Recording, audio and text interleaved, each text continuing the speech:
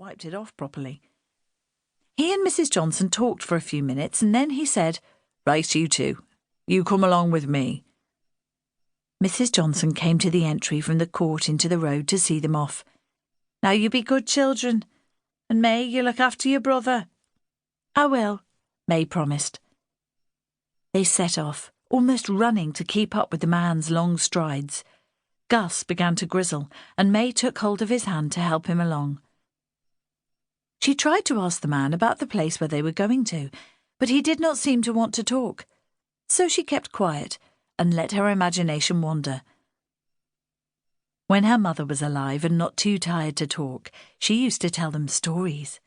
They were always stories about poor little girls who somehow met a mysterious stranger who turned out to be a prince and took them to live in his beautiful palace.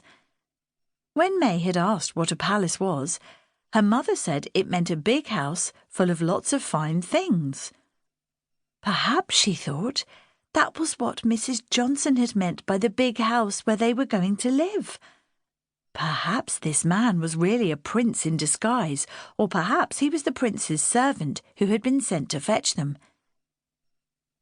It seemed a long way, but at last they found themselves walking along the side of a high brick wall. "Not far now," the man said. May thought the wall did not look much like the outside of a palace, but then perhaps it was just a wall round the palace gardens, and the palace itself was inside. They came to a big gate, and the man knocked. May held her breath, waiting to see what was on the other side. There was no palace, just a cobbled yard, surrounded by more high brick walls. It was cold, and the ground was damp, as if the walls stopped the sun from ever reaching it. Two men in shabby clothes were sweeping away dead leaves. As they crossed the space, May heard a woman's voice, high-pitched and cracked, yelling something unintelligible. The man led them down a narrow alley and up a flight of steps to a door on which he knocked. A gruff voice called, "Come in." The man opened the door, and he put one hand on May's shoulder and the other on Gus's to propel them inside. "The two new orphans, governor." A man with a bushy beard and side whiskers was sitting behind a desk.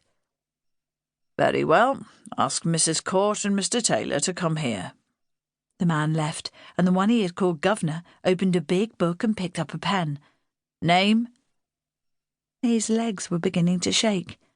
"May Lavender, sir." "Age?" 5.5, sir. I'll be 6 in May." "And the boy?" "He's Gus, Augustus, sir." "Age?" "He was 3 last August." The governor peered at her, as if he thought she might be telling fibs. "You are May, and your birthday is in May, and he is Augustus, and his birthday is in August?" "Yes, please, sir. It was our father's idea, I think.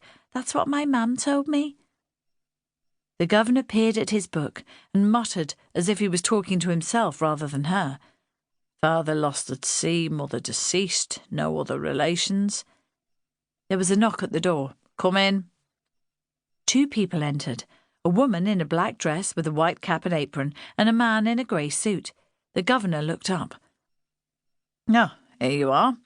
2 new inmates, May Lavender and her brother Augustus. I'll leave them in your charge." The woman held out her hand. "Come along, May. You come with me." "And you come with me, boy," the man said. Gus looked at him and shrank back, grabbing May's hand. "Please, sir," May said, "let him come with me. I always take care of him." "You may have done so," the man said, "but now he is in my care and he will come with me." "But why can't we go together?" May begged. "He's my brother." "That's as may be, but boys and girls don't live together here. Gus will sleep in the boys' dormitory and be taught in the boys' classes, and you will sleep and be taught with the girls. That is how things are here." "But," May began. "Enough." It was the governor's voice. "You will learn not to argue or you will regret it. Now get along with you." Gus was still clinging to May's hand. She bent down to him. "You must be a brave boy, Gus. Go along with the gentleman, like he asks." No, I don't want to," he wept.